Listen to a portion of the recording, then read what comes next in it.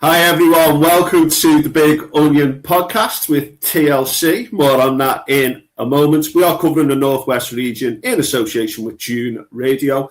Please check out June Radio online, and if you're listening on June, it's a very wise choice. Now, we are based in Sefton, a region just north of Liverpool, but we are covering issues across the whole of the Northwest region. So what's all this TLC stuff? Does anyone want to tell the audience what TLC means?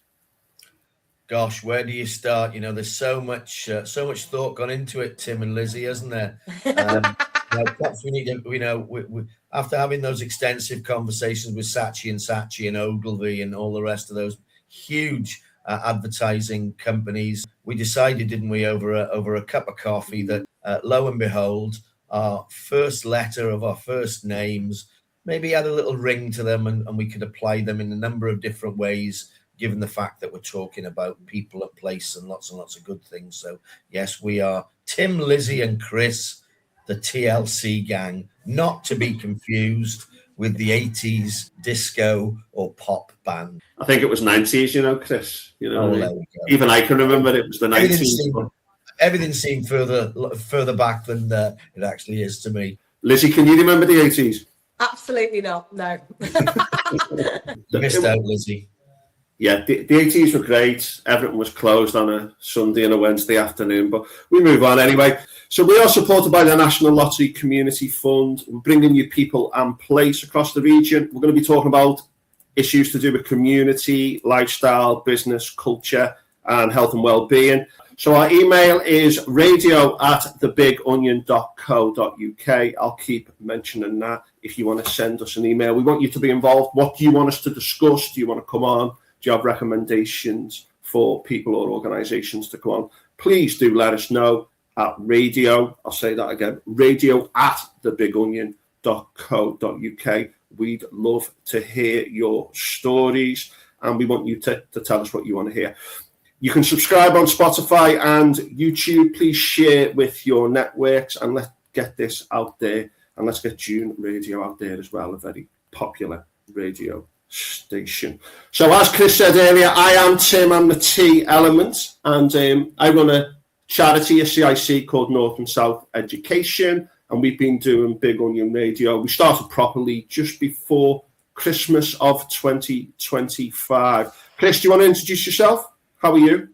Yeah, I'm good, thank you. I'm Chris Lewis, originally from a little village outside Swansea in South Wales, but I've done 42 years hard labour in the Merseyside region. Now came up here in the 80s, actually, when I was allowed out the house on my own.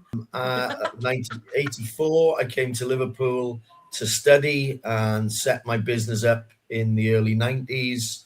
And I've been working in the region ever since. I do a lot of stuff now with an organisation called Merseyside Expanding Horizons, and was involved obviously in the creation of the Big Onion hubs, which we have in Bootle and in Southport, and which this podcast grew out from, because obviously I met you, Tim, and met Lizzie and a number of other people who we'd supported to help them start and grow their businesses in the region. So delighted to be here. It's something I've thoroughly enjoyed doing. I don't know if I'm any good at it, but I'm sure our listeners or our viewers will be brutally honest on that. And we'll, if anybody needs any translation as well because of my accent, then maybe we can get some subtitles across the bottom. But yeah, happy to be here. Brilliant. And Lizzie, how are you doing?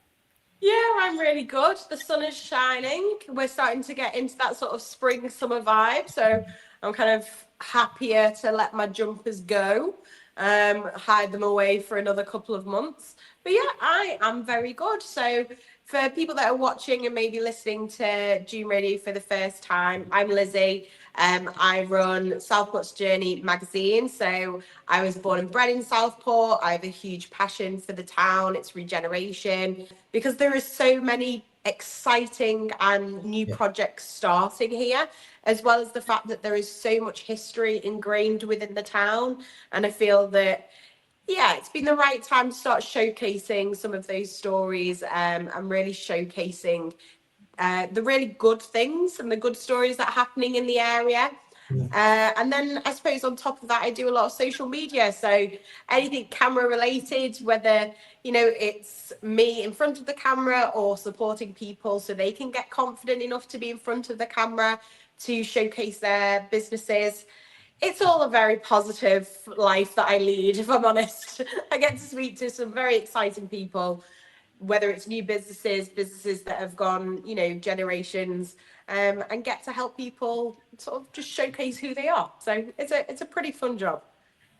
Brilliant. And I think one of the good things at this time of year is it's cool in the shade, but it's nice and bright out there, which is perfect for people like me who don't like the excessive heat, but certainly don't like that winter cold as I'm getting older. Now, the big onion, we might have some new listeners today. The email's at the bottom of the screen if you're watching. The big onion, it's a bit of a strange concept, and people usually go, what's that? Where did you get that name from? So, Chris, do you want to tell us a little bit about the big onion and what it does? Because although you've got venues, it's something that stretches across social media, and it has networks on WhatsApp and things like that. Do you want to tell us a little bit about the big onion? Yeah, sure. So probably the idea goes back to the post-Brexit vote in 2016. So the organisation that I mentioned earlier, Merseyside Expanding Horizons, their business model, I suppose, in terms of supporting people, not just across the city region, but working with partners across the European Union, was obviously greatly affected post the Brexit vote, and not wishing to be political there, but there were implications. So what we look to do, and I got a little bit more involved with the organisation then, was really try to refocus and pivot on, you know, some of the stuff that the organisation was doing and make it a lot more place-based. It's always been a passion of mine, the high street. I've always been, you know, very interested in the rhythm of our high streets and the importance of our high streets as focal points within communities and so on. So I came up with a concept which I pitched to the MEH team about creating a space within Bootle, where the first one ended up, where we would be high street facing. We would give an opportunity to local people to learn on the high street, start their businesses on the high street, and improve their, you know, their job prospects or career prospects and so on. So I mentioned Bootle because that's the first one that we opened back in 2019, 2020. We did speak to other local authorities at the time, but I kind of think they thought I was a bit crazy. But Sefton, who had recently acquired the Bootle Strand shopping centre, gave us an opportunity. We've moved twice since we first opened. The name really, I know it's bonkers, right? But the name really, if you want the truth, I thought, well, if London can have the gherkin, then Bootle can have the onion. And we started in a small space, so it was just at that first venue we had, that first shop, it was just called the Onion. And then obviously with moving to a much bigger space, it became the Big Onion, didn't it? Onion. You know? Yeah, the Big Onion. Lots of the clever people, very cerebral individuals, they thought it was all to do with layers of support and this, that, and the other. And if they want to think that, that's super duper, you know. But yeah, essentially it's a name which I think is unusual. It's a bit quirky, but it's very memorable. And we've tried to make lots of our graphics and our visuals so interesting like that as well. And so people now, I think, know, not just in Bootle, but across the city region, of the Big Onion concept. We're a cluster. We've been doing this now 7 years. It's about clustering. It's about bringing people together. It's about bringing organizations together so we can get better outcomes for folk. And I suppose if you ask me to sort of encapsulate it in a few words, it's about connecting people to each other, to opportunity, to information, and it's about helping people to improve their financial independence, and at the same time breathe a bit of new life onto our high streets, which are struggling. That's great, and I think that the assistance people need, it's going to be one of the issues we discussed today about setting up a business or a charity or an organisation. Just some tips for people. But I spoke to you, Chris, in early 2022, And I did a podcast with you, a community podcast, and you said, you know what, Tim, I think there might be something here that may be of interest.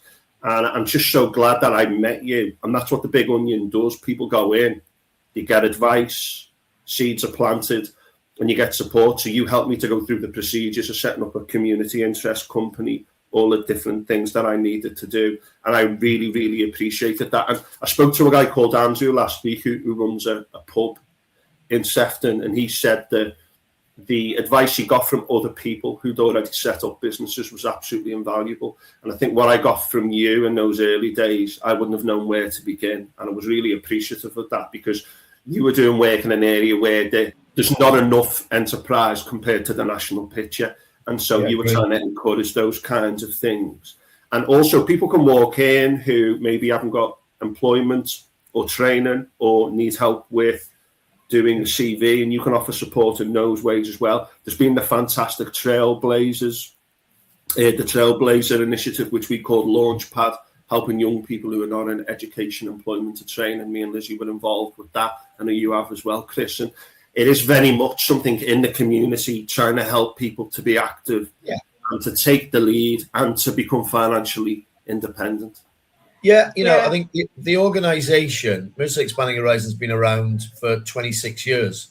It started in Bootle, so it's its roots are in Sefton, and they moved into Liverpool and different parts of Liverpool, and obviously, as I mentioned before, worked across the European Union, and so it felt like coming home when we came back to Bootle back in 2019.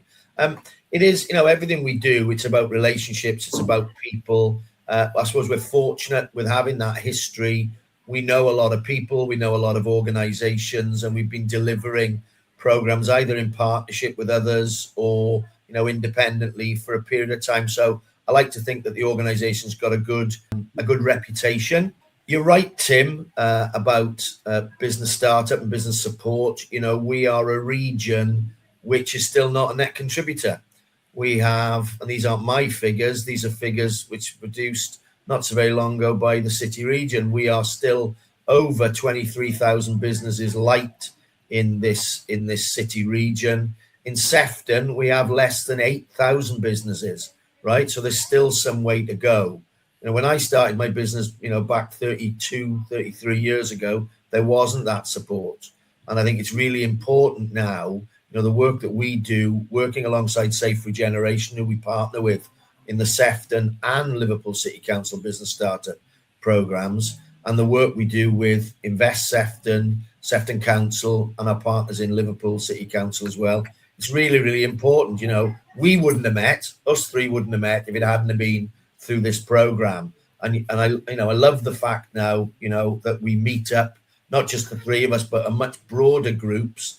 And the skills and experience now that is being developed, you guys are taking that out and supporting others, right? And I think that culture, we do need to have much more of an entrepreneurial culture, and it's being led by you guys, which I think is fantastic. Yeah, I think it's trickling through, isn't it? Because I was introduced to you through Emmy, and Emmy has had Emmy Oranges. Check her out on social media. Yeah. She is an absolute force to be reckoned with in terms of what she is trying to achieve in the local community. And I hope that she's able to take what she's doing with art, with the community to a much larger scale, because it really is phenomenal. But she was the one that introduced me to Chris and sort of said, come along to these meetings. And at the time, you were doing them in the town hall in Southport in a room upstairs, and already I thought, oh, this is quite grand. I was like, I have to have my A game, and I need to know what I'm doing. And you talk through all these different sort of quite famous, quite notable people in business, and I was there taking notes, this, that, and the other, nodding along, yeah, and then going home and googling everything, because I was there I have no idea what this man's talking about. I was literally there I feel like I knew nothing, and I actually, I'm not so at sure. the time I'd been doing business for a while, and I thought, wow, knowledge is power. Like you were giving that knowledge. It's up to us how we then use it. I could have just like nodded along, you know, got a few business cards from people and then gone home on my merry little way. But it's how you choose to funnel that information. And I think one of the real like key things that you taught me was to stay in my lane. You know, it's very, very easy when you're in a business that doesn't have like a set lane. Like I'm in media, marketing, magazines, speaking to people in front of the camera, behind the camera. You can start to branch out too much. You know, if you're selling something particular, if you've got a cafe, you know what your lane is. You're not suddenly going to start being a restaurant, or you're going to start doing something different. You know what your lane is. But for me, it was all sort of a little bit too fluid. And I remember taking a job that was out of my lane and coming back and going, yep, I should have listened to Chris. That was entirely stressful. It was far too much for me. And that's not what I got into sort of wanting to be an entrepreneur for, doing jobs for other people that I don't like. And as much as you've got to follow, especially in those early days where the money is, you do have to be a little bit more fluid. Yeah, that was definitely one of the key takeaways. Stay in your lane. Like your lane can be quite wide, but stay in it. I think the other thing as well is speak to people who've already done it, get good advice, develop your network. So the WhatsApp group that we have is very useful. If you need to know something, you can put it on. Someone will give you a response. I can like send Chris a message. Lizzie, I sent you a message last night with I needed some help over social media and stuff like that. But develop your network, speak to people who've been there, speak to people who know what they are doing. And one thing that Andrew, a colleague of mine, said, and I've done with accountants, is sometimes pay someone else to do something and then forget about it if it's outside your lane. And that is another really strong piece of advice I would give too. Yeah, absolutely. I think that's one of the things I've had to sort of adjust to, because, you know, being in that social media AI world, I think we're in a really powerful time. I think for certain industries, it's really providing an extra layer that they've needed. But I still use a virtual assistant. Her name is Laura. She is fantastic. She has stopped me from going insane. And I like having somebody that I can speak to. It's a human. You know, AI could very much take that role. It could answer all of my emails for me. It could coordinate everything. It would send invoices, this, that, and the other. But I like to be able to ask questions, to speak to somebody that knows me. And on the days where my brain's falling apart, I can ask her and say, what do we need to do? And it's nice to have that sort of rapport. So I fully agree. You know, giving somebody a role within your business that you're not very good at is excellent. And outsourcing is something enough. Yeah, outsourcing is important. I was just going to say probably, and it might be useful here, Tim. Obviously, we deliver the business startup program for Sefton residents. So if you are interested in exploring self-employment or starting a social enterprise, obviously you can make inquiries through us. You can email radio@thebigonion.co.uk, or you can pop into the Big Onion hubs in Southport and in Bootle. Bootle's open 6 days a week, or you can make an inquiry through Invest Sefton. If you're listening in Liverpool, again, if you inquire through Liverpool City Council, they will signpost people to us. It's worth noting as well that we run, and this is in addition to the contractual obligations, we also run 2 business clubs a month. We do a Twilight Club on the last Thursday of each month in Southport, at the Big Onion Hub in Southport, which starts at 6:30. And we do a First Thursday Club in Bootle, in the Bootle Big Onion space, at 11 o'clock. On the first Thursday of each month. Those things are free, and you will meet other people who are going through the same trials and tribulations and joyous moments as you perhaps are facing as well. It is, and I think this is a strapline for what we do, it is about people and place, and I think we're very fortunate in Sefton that we've built a very supportive network, and organisations are sort of connecting with us, which is good. And we plug into activities beyond our network as well. And I know, there's a lot of activity to support startups, and businesses are looking to grow in this borough. So hopefully the future's bright for the ecosystem, the business ecosystem in Sefton. Brilliant. And I think that people in other regions around the Northwest, if you contact your local council, they'll be able to point you towards people who can help. But I can't tell you how important it's been for me. But the other thing I would say is getting your why right as well. I mean, Chris is passionate about business and enterprise.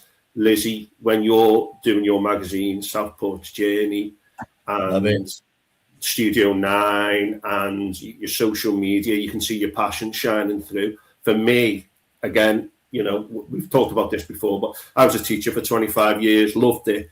But when I got up this morning, I was a bit nervous about this recording still, and I'm thinking, this is what I want to do, and I love it, and I feel very, very privileged. But if you get what you're into, doesn't matter what it is in business, in charity, in any organisation, if you're passionate about something, that will drive you through. But that doesn't necessarily mean that that's going to work for you. There's still a lot of work to be done, and find what you're into, find your passion, and go for it. I say. I agree, and I think that's where my business journey has been very fluid. If I'd stuck to my original idea, I would be back in a job now. It wouldn't have worked, for circumstances completely out of my control. Sometimes you've got to be able to pivot and go, okay, where do my other strengths lie? What else am I able to sort of put my mind to? And I think if you've got an enjoyment, like you say, in the sector that you're in, that's one thing. I think if you're then willing to go the extra mile and research and learn and ask those questions, don't be afraid of walking into rooms that you think you don't belong in. I still have to sort of, really like, yay, we're going into this room, here we go. And I come across, a lot of people go, but you're so confident. And I am, but it still takes effort to be that buoyant all of the time. I'm not superhuman. I have insecurities, I have doubts, I have sort of, worries that, what am I doing? But I think all of those are completely normal and natural reactions, especially when you're starting to, grow and look to where you want to expand to. It's that age-old sort of phrase, isn't it? Do you want to be a big fish in a small pond? And when you move ponds, you're then back to being the small fish going, hello, I'm Lizzie and I like to tell stories. And you have to sort of almost like start all over again. But it's that grit and that determination. And if you don't have that, I think a lot of it then becomes a little bit of a wasted journey. Well, it's a process, isn't it? Right? You've got people are interesting, aren't they? And there are people who are just born entrepreneurs. Just it comes so naturally, right? And that nothing will get in their way, right?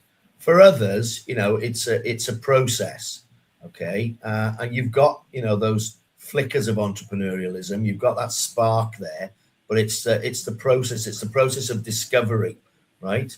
And I say, and I've obviously said to you, and I've said to others, and this isn't just me. This is common stuff, right? You guys know how to work in your businesses. Social media, podcasting, education, or if you're a window fitter, how to measure a window and fit a window and all those things. So the working in the business stuff, you've got covered. Yeah, there's obviously areas always to improve, but it's the working on the business that we talk about. It's about becoming that business person, as Gerber mentions, in his E-Myth book, which I know you've all read, okay? But I've asked you to read it. He talks about those characteristics of this person, the manager, the technician, the entrepreneur. We can't be all of those things, right? We might get two of those covered, but it's like we've said before, every day's a school day. You're learning, and I suppose what we like to try to do is encourage those flickers of entrepreneurialism, but guide. and coming back to a point that you made before, Lizzie, about lanes, and it's again not, having people working in rigid silos, but again, it's something that, Jim Collins talks about and Warren Buffett talks about. So again, I talk about in group is, know what you know, do what you know. I don't like the word expert, but become that person or that business that fully, understands their market, understands their competition, understands their products and services, right? And where your unique selling points are and benefits to customer and this, that, and the other. Get that nailed on. Build that first, as opposed to just throw all kinds of stuff at the wall in the vain hope that something sticks, I can see that. I see that with you guys, and and look, I don't always practice what I preach as well. We're all human, right? We're all trying to. Well, look at this, for example. Some 60-odd-year-old Welsh fella who sounds like a pit pony doing a podcast, for goodness sake. It's out of my comfort zone, right? But we've got opportunities then to sort of branch out a little bit, but it's very important.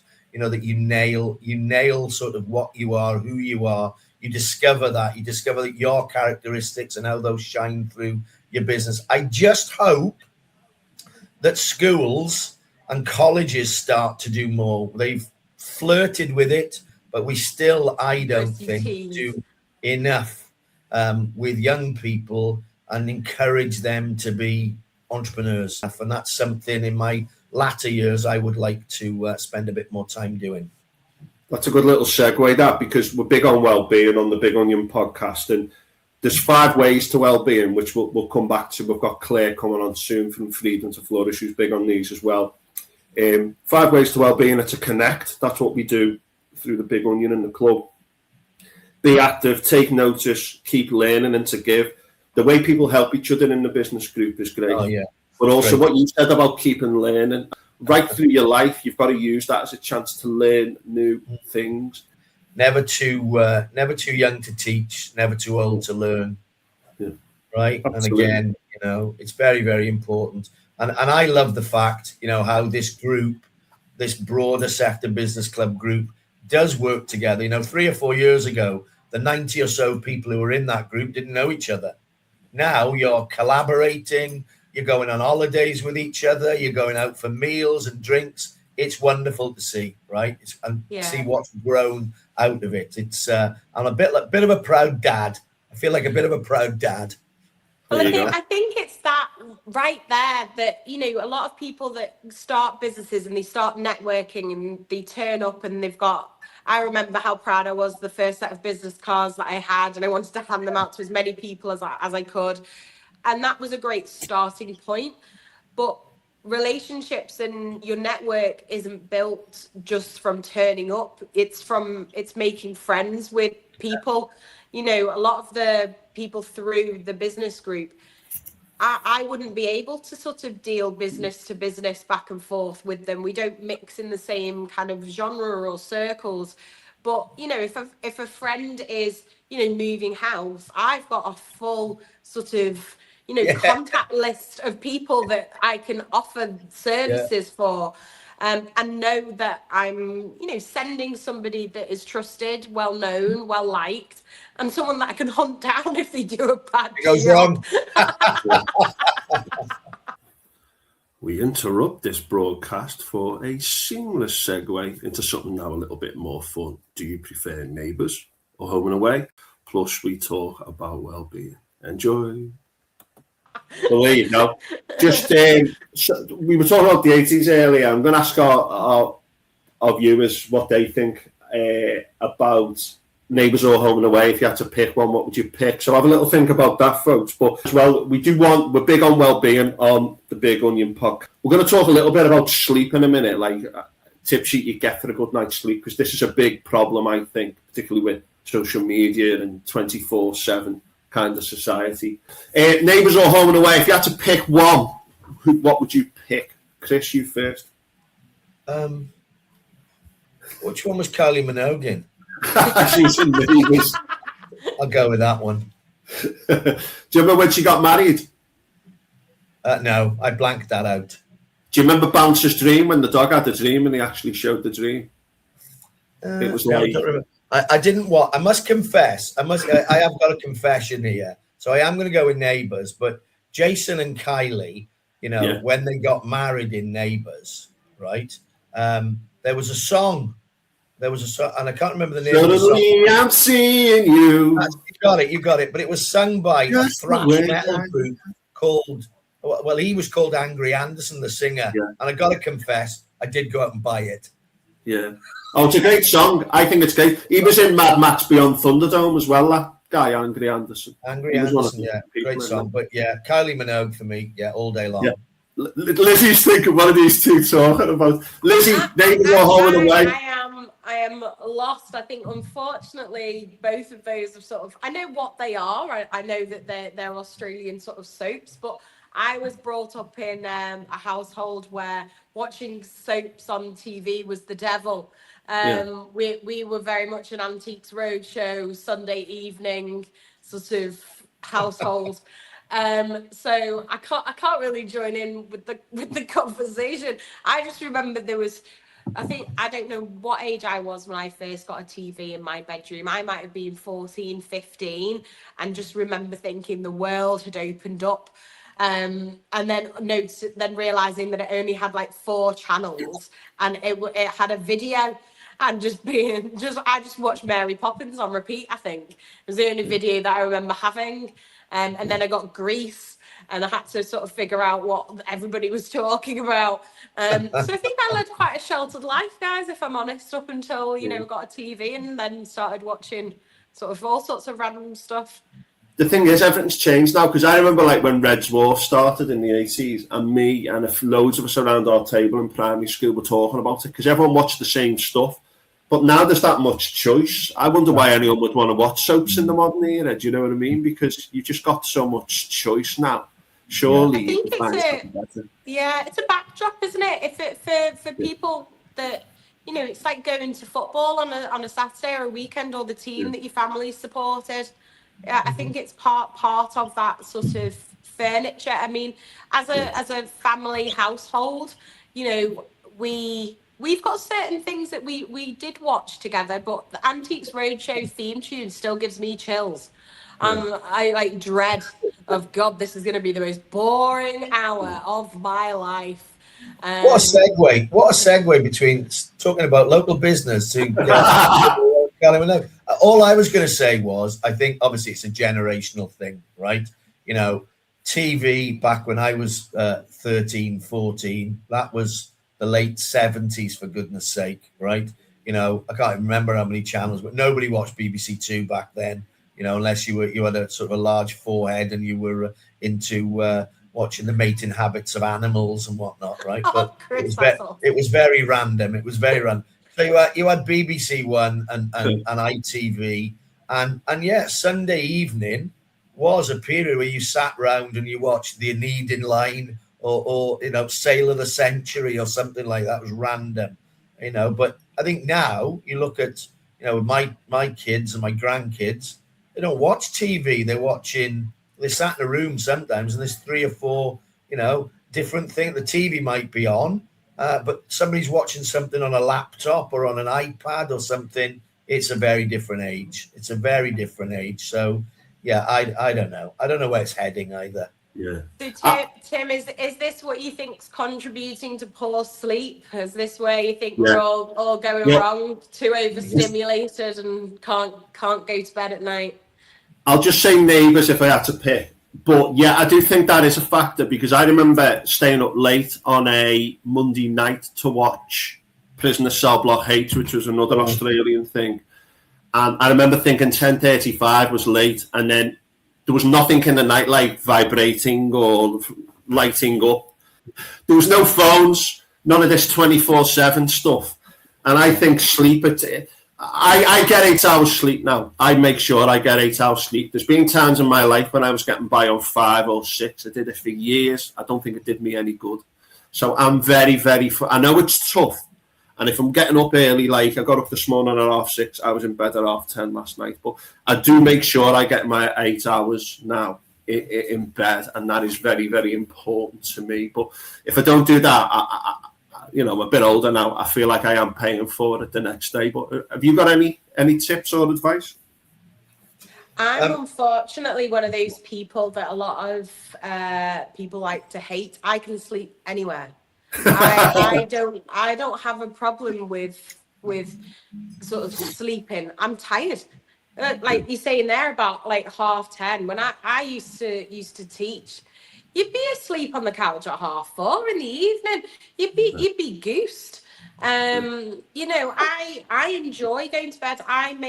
My bedroom is my sanctuary, and I think that I don't have a TV in there anymore, so I don't watch TV in bed, which again, a lot of people will be like, what do you do with your time? I go to sleep. I have a regular nighttime routine that I follow without fail, regardless of how late I come in, whether I've been out, having a night out. I just do the exact same thing. And I think that's all that I kind of have, really. It's the same routine, but I've always been very good at just falling asleep. If I'm on a train and I'm feeling nauseous, go to sleep. If I'm on a boat traveling across to Koh Samui and I feel sick, go to sleep. Like it's almost like a way of shutting off your brain. But don't get me wrong, I have some mad dreams. I think I've reinvented so many different stories in my head through my dreams, and I would say that that's probably one of the major things that I do before I go to sleep. So I invent a world that I want to fall asleep into. So whatever drama, whatever chaos has been going on during the day, I'm not thinking of that. I'm thinking of whatever sort of, not like major things, but being part of like the Devil Wears Prada and living in New York and being like falling asleep now in my penthouse New York apartment. Night. It's just finding ways of just switching your brain to something different. So you're not taking the day's stress into your dream. I'm terrible. I openly admit it, and I've said it before. I have no pattern in that regard at all. I do love a nap. That doesn't surprise me, Chris, at all. I think that's a bit of an age thing, maybe, but I'm up early, but I'm in bed late. I don't know, that sort of rhythm, that routine, I think, if anything, it's getting worse with me as opposed to better. I am talking to somebody about it at the minute, but I get in. I like to potter in the garden. There's always stuff to do. I've got the grandkids over, or there's always, I was in the pub last night with a couple of boys watching some footy. I get home. I like a period in the house as well when everybody else has gone to bed and I'm just downstairs doing my own thing. All right. I'll fall asleep on the couch. I'll wake up at 2 a.m. I might take an hour then to go back to sleep. I'll go upstairs, obviously go to bed. But 5:30, 6 o'clock, I'm wide awake again. So I don't know. Mine is dreadful. Do I feel tired? No, I don't think I do feel tired. But I wish I had a better routine. That's interesting, because as I went into my 40s, that started happening to me. You'd wake up in the night and not get back to sleep straight away. And I think it's because you have less melatonin as you get older, which was quite unusual. But I read an interesting book recently saying to sleep on your side as much as possible. And it stops you where you stop breathing sometimes in the night. If you sleep on your side, and it is a bit restrictive because you go one way and then you go the other through the night. You have to work on it. But I do think I'm sleeping better I read this in a book, having done that, sleeping on your side. And another thing I do is a journal. If something's on my mind, I'll journal about it in the evening, a bit like Lizzie saying that she's in a penthouse in The Devil Wears Prada and that. You've got to find what works for you, and I'll journal and say, right, I've got it out of my head now. Doesn't mean it's gone completely, but I find that helps as well, because we do have problems and pressures that mount in our lives. I'm just a bit of a news flash, but somebody in the group, Kath Samuels, who's a nutritionalist, and I'm under her guidance now. I've just committed to getting some help from Kath over the next couple of months, and sleep is a big part of the conversations we'll be having as well as diet and lifestyle and whatnot. So I recognise I've got to do something. I'm not getting any younger, as none of us are, but I'm 60 now. I've got my my official travel pass for Merseyside as well, which I love. But yeah, sleep is one I really wish I could crack, and I don't know what the answer is yet. I don't know. I was daydreaming about this yesterday. This is our first time around at every age that we get to. So, some years I wish I was able to reverse it back and go, do you know what? I did a really good job of being 30. It was okay. But I've learned a lot now. So can I go back to the beginning and do the year 30 again? I think I'd do it a lot better the second time around. So I think we're conditioned, aren't we, to sort of think that we've got to get it right every single time, and we don't. But it's our first time at each of the years that we do. So, and I hadn't really thought about it like that before.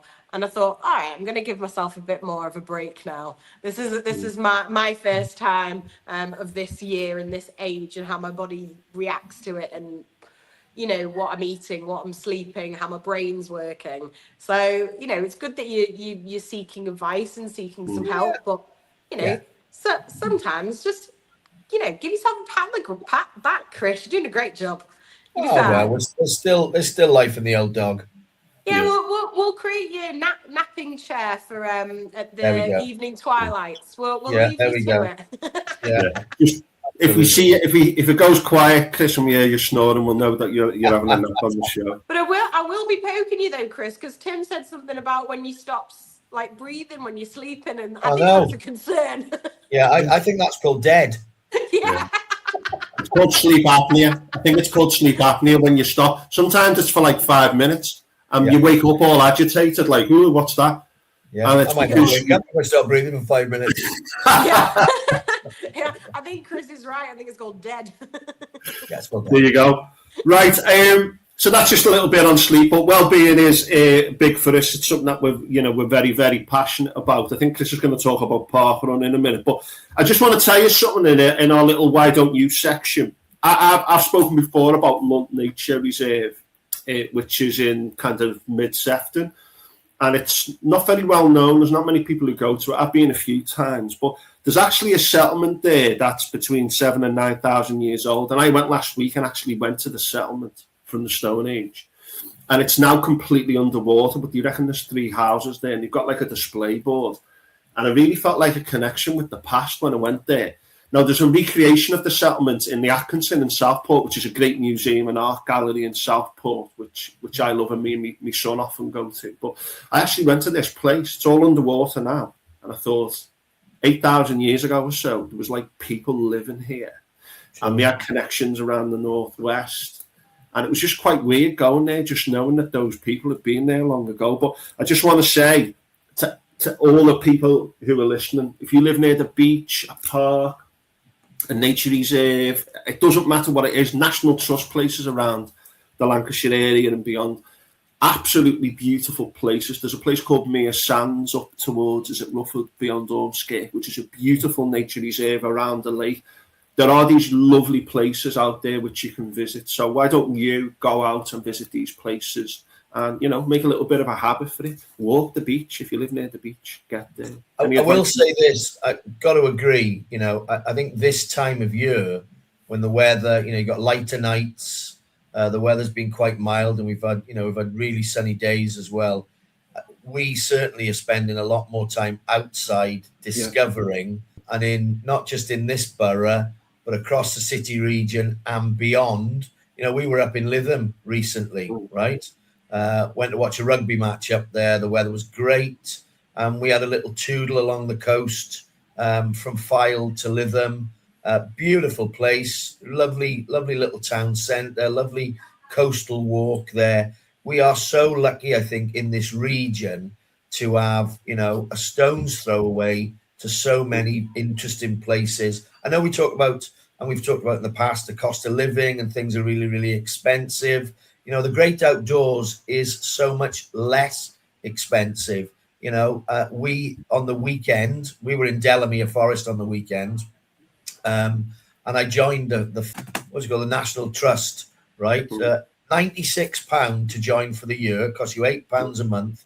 There are these national parks all the length and breadth of the country. They offer loads and loads of benefits. There's so many great things to see and do. We joined as a household. So that's 2 vehicles, 6 people are on the membership, £96 for the year, right? And you get free parking at all those places now that you go to, right? Fantastic. But point I'm making, the Northwest, there's so many wonderful places to see and visit, steeped in history, steeped in culture, you know, and great people involved running those programs and projects. The marshlands up down our coastline, it takes my breath away sometimes. Yeah, I think staggering. how lucky we are to be able to drive home through that. You know, you've got geese, you know, flying low over the cars. You've got different styles of birds, and you get to see the mountains in the distance, the marshlands on the ground, the beach to the left. Blackpool Tower in the distance as well. Yeah, it really is very, very pretty. And you know, I was a teenager living here once that thought that this was the worst place in the world. Nothing ever happens. You don't always see it. And I do think it comes with an appreciation over time of age, and also your outlook on how you want to see it. You know, some days I drive home and I don't look left and right because I've got pressures and this and that. And I'm thinking, Sean, you've got everything going through your head. But, you know, from time to time, you just go, whoa, look at look where you are, look where you're driving. No, sorry, maybe a little segue into parkrun there, Tim. Yep. Yeah, definitely. You know, because again, talking about the great outdoors, and I know you can only see my sort of head and shoulders here. I'm certainly not a runner, right? But when we were chatting about, you know, the content for this show the other day, folks, we spoke about, you know, the great British tradition, didn't we, of volunteering, right? And how, you know, across our region, lots of these things that we can visit and enjoy and whatnot are supported by an incredible sort of band of brothers and sisters who give up their time, you know, evenings, weekends, to do all different kinds of tasks. And one of the ones that sort of, you know, I wanted to just touch on as a non-runner, but who lives with a runner, and I get dragged all over the region every Saturday morning by her, is this phenomenon, which is parkrun. Started by a couple of guys down in London, in Bushy Park, I'm led to believe.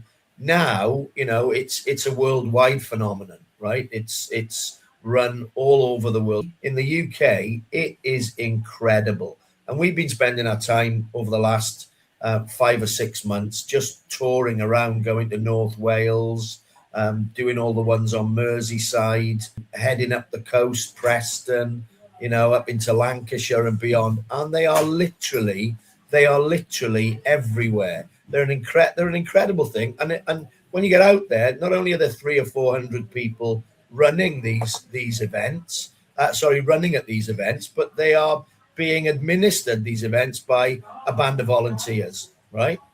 Yeah, there's nothing better than being cheered on when you're running. I love those volunteers. It's incredible. So these marshals, you know, they're starting the race, they're making sure people are following the right route. It's incredible. And it made me think, and why we're talking about it, not because of the running aspect, which I know, again, pushes in on our health and well-being and all the rest of it, but the atmosphere there is phenomenal, right? It's supporting local business because there's always a coffee shop that everybody goes to after to talk about their PBs and how hard was that hill. I'm not doing any of that. I'm having a bacon sandwich at that point, right? But, I'm glad you're under calf. I'm thinking, I wish there was a sausage and an egg could go with it as well. But anyway, but no, they are really incredible, and it just made me think about this again. I think it's yes, I know volunteering happens elsewhere, but it's a very British thing. I think volunteering, right? It's amazing the amount of time that people give up to support these things, you know, that happen in our region that we can enjoy. So I just wanted to highlight that. Are you runners, you two? I went for a run this morning. I do just short 5-minute runs. I've actually redesigned my running recently, so I only breathe through my nose when I run. So you have to slow down a bit to readjust. But it's very difficult. But I love the odd run. I wouldn't do it regularly, but exercise, anything that gets you up and moving is just fantastic. Find your own way, I say. I enjoy exercise when it's part of a team, part of a squad. I only ever ran so that I would make the team. I wasn't doing it because I don't feel those endorphins or those. I'm quite a hyper person anyway, so I don't feel like I need an extra rush of like more. But you know, for me, exercise was very much, if you didn't run, if you didn't go to the gym, the likelihood of you making the team got less and less. So, you know, you wanted to be part of it because it's a community, it drives you forward, they're there for you on dark days, big days, happy days. You wanted to be part of that team, part of that squad. And when you're part of it, you then don't want to let them down. So you get up, you put your shoes on and you go out. Again, so I'm still trying to find my like new way of doing it. Again, thinking about all those sports clubs, again, the backbone of those sports clubs and societies and whatnot are volunteers. Our sense of community, our sense of wanting to, you know, get involved in stuff and make our communities, our neighborhoods, our streets, our town centers a better, brighter, cleaner, more enjoyable experience for folk. I just think, honestly, and it just struck me, they say the other day when I was stood in a woods in Flintshire somewhere, right? Yeah, it was lovely. And there must have been 25, 30 of these people who got up at God knows o'clock, right, to put out bollards and cones. And I was like, well, this is incredible. It is incredible. So I really wanted to highlight and say well done to our band of volunteers because you're amazing. Just on that note, there's an organisation in Bootle called Bootle Action Group, which is volunteers. I've seen these on Sundays doing gardening in public places, like on the streets, you know, like the bits at the side of the street, etc. They also go around doing rubbish picks, and you've just got the King's Award as well. So well done to Mike Brennan and Barbara. We're hoping to get them on soon, and all the other people involved in Bootle Action Group, which are looking to improve the way the area looks, preserve its heritage, and give up their valuable time as well. It is a tremendous thing. Those people are everywhere. It's incredible. Absolutely. Now, a couple of other little sections as well, which I want to talk about, is famous people from the region. Did you know that Ian McKellen was from the Burnley-Wigan area? Did you know that? The guy who played I just thought he was from the Shire. That's it, he played Gandalf. He was born in Burnley and grew up in Wigan and Bolton. So he's widely considered one of the greatest stage and screen actors of all time. I didn't know he was from the region. And also, here's one that you probably haven't heard. Gracie Fields from Rochdale. During the 1930s, she was the biggest star in the UK. She was a singer, an actress, and a comedian who became a symbol of working class resilience. I've never even heard of her, and she was the biggest star of the 30s. You haven't heard of Gracie Fields? I know I'm older than you guys, right? And I don't remember very well, but I've seen some of the movies and heard some of the songs. She was a bit of a darling of the Second World War as well, wasn't she? Yeah. Was she going to see the soldiers and that? She sang for the troops and all that sort of thing. I've seen that. Yeah, absolutely. From the region. Oh, there you go. I do know her then. Yeah, I do know her then. Yeah, Lizzie, do you want to do a Southport update? Yes, Southport's still here. It's growing in its elegantly eccentric 2026. So far, we've had Lightport, which was a huge success, brought loads of people into the town. Crystal Palace, unfortunately, didn't go to plan. However, I would say off the back of that, what was very, very notable was the fact that it drew people into the town. So businesses still did well off the back of it, which has been the whole point of the event, is to draw people back into the town centre, support those businesses, help them rejuvenate. And it was also, people were just more disappointed than sort of, you know, the Aggie nature of old. So it's been really good. And, you know, they've got the Big Top Festival. And then we've got our whole summer programme. You've got the Food and Drink Festival. You've got the golf coming up. That's going to be very exciting. You know, I'm at the town golf. is buzzing for that I'll be at the already. golf. Yeah, it's gonna be a really good sort of year, and I suppose for Southport in general, it started to spark a lot of new businesses opening. So there's new coffee shops opening on Lord Street, along with other different cafes and restaurants that are also, you know, whether it's a road back or a road off. So I would be following Southport quite closely because it is a place that is definitely rejuvenating itself, believing in itself. And I think it always has done. I think it's just been the same as a lot of other places, has felt sort of the pressures of everything that's gone on sort of nationally and internationally over the years. But we don't give up. We're coming for you. We're on our way. Good stuff. And there's loads coming up, isn't there? And it's great. Sometimes you don't even know about a lot of the stuff. I know Lightport, Crystal Palace, Big Top, etc. You know, social media can be good. Old newspapers have gone that you used to get highlighting events, but there's a lot of stuff going on and people don't always know about it, do they? But yeah, you've got to remember that, you know, for those that do post mainly through social media for your business, you know, over post sometimes is better than no posting at all. We don't always see all of everybody's posts on social media.